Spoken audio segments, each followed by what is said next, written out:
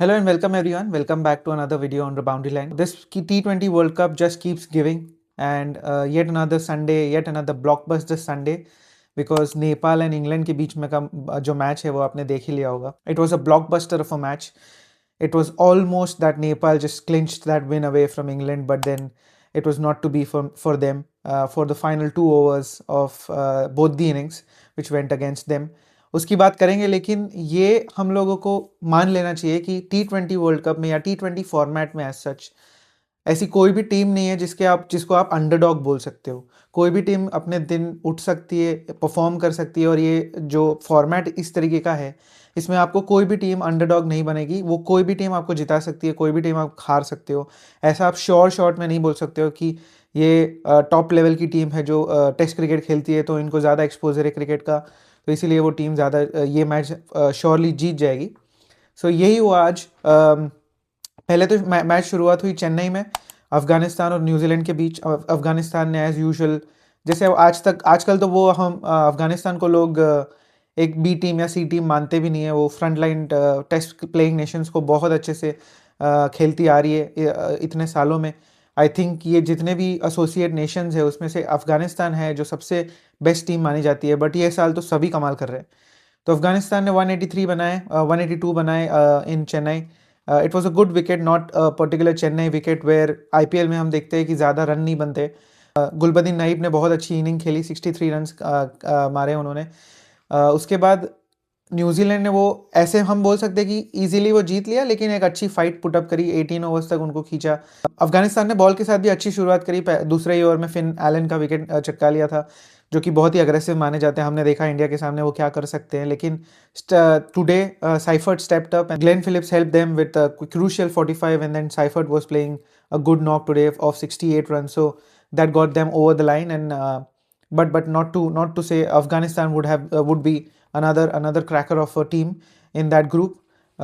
उसके बाद the cracker of Sunday, जहाँ पे अब नेपाल खेलता है इंग्लैंड के सामने. मैच वही ग्राउंड जहाँ पे इंडिया यूएसए के साथ में कल खेला था, वानखेड़े स्टेडियम.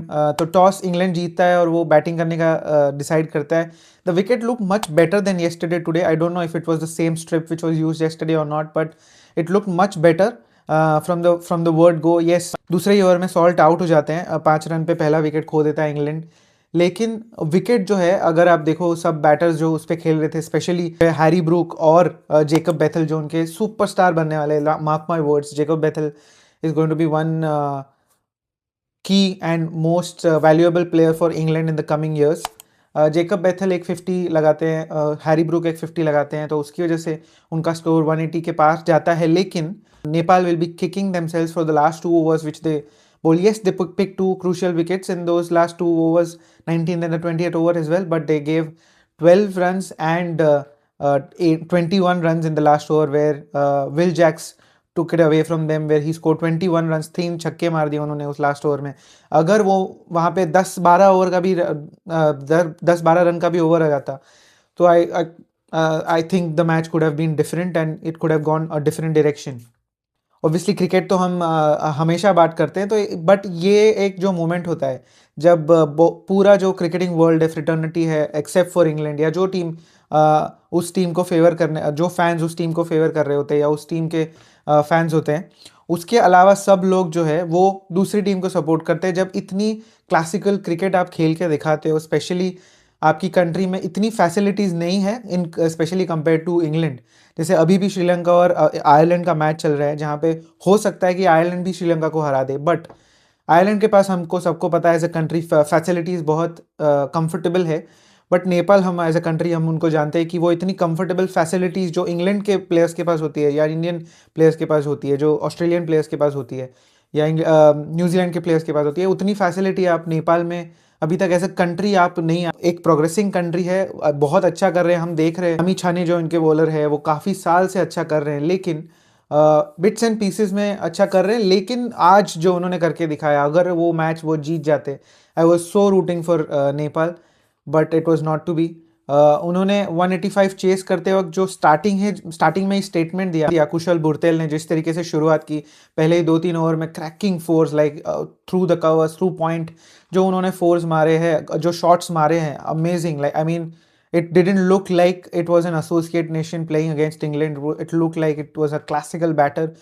जो शुरुआत उन्होंने की है कुशल बुरतेल ने, उसके बाद वो आउट हो गए अनफॉर्चुनेटली। फिर रोहित पुडेल उनके कैप्टन आते हैं, बहुत बेहतरीन इनिंग खेलते हैं। उसी के साथ साथ लोकेश बम जो है वो फाइनल 5-6 ओवर में, जब आपको 45 रन चाहिए थे इन लास्ट 3 ओवर्स, तब वो जो खेलते हैं, आई थिंक जोफ्रा आर्चर को भी उन्होंने जो शॉट्स मारे हैं, amazing knock. He literally deserve to win that match for them.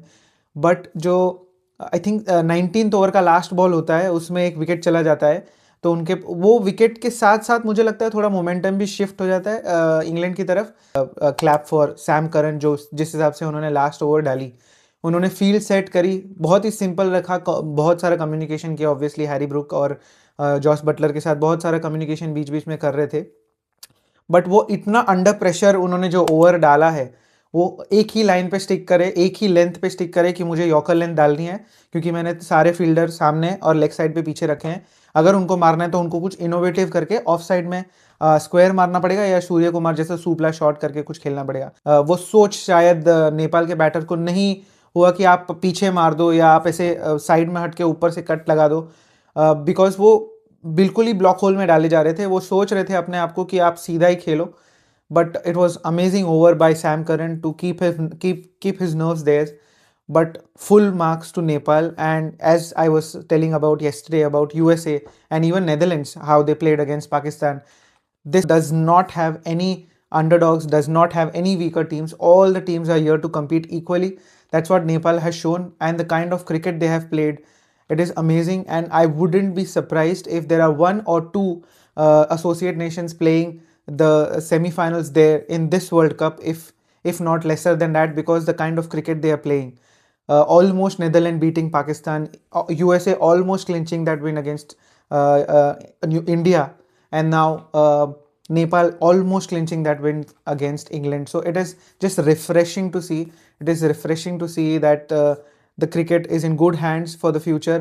सारे टीम्स को competitive टीम्स मिल रही है, किसी भी टीम को इजी विन नहीं मिली अभी तक।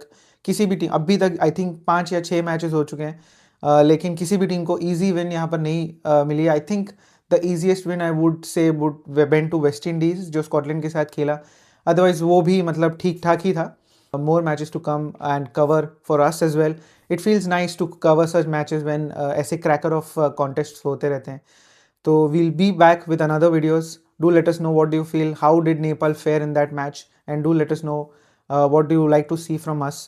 Like, share and subscribe. Take care. Bye bye.